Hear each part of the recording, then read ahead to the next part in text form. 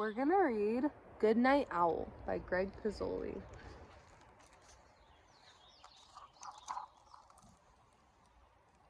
Owl was settling into bed when he heard a noise.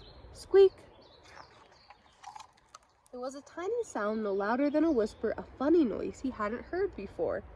Someone must be at the door, said Owl. Just a minute. Do you see where the noise came from? But no one was there. Probably the wind, said Owl. And he lay down in bed and said to himself, Good night, Owl. Squeak! Then he heard the noise again. It's coming from the cupboard, said Owl. So he went down to take a look. Where's the mouse? He emptied every shelf, but there was no noise to be found. So Owl went back to bed. Good night, Owl, he said. And then he heard the noise. Squeak! It must be under the floor, said Owl. And he pulled up the floorboards one by one. But he didn't find the noise, so Owl went back to bed. Do you see the mouse? Squeak!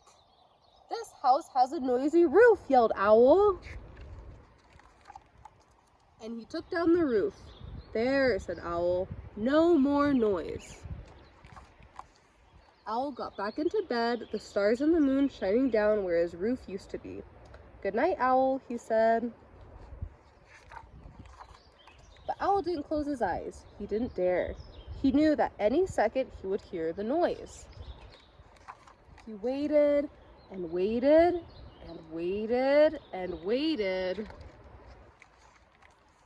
Squeak!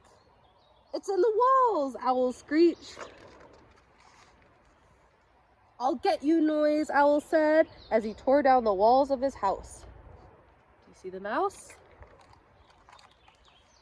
But he found nothing. The cupboard was empty, the floorboards were pulled up, the roof was pulled down, and the walls were gone.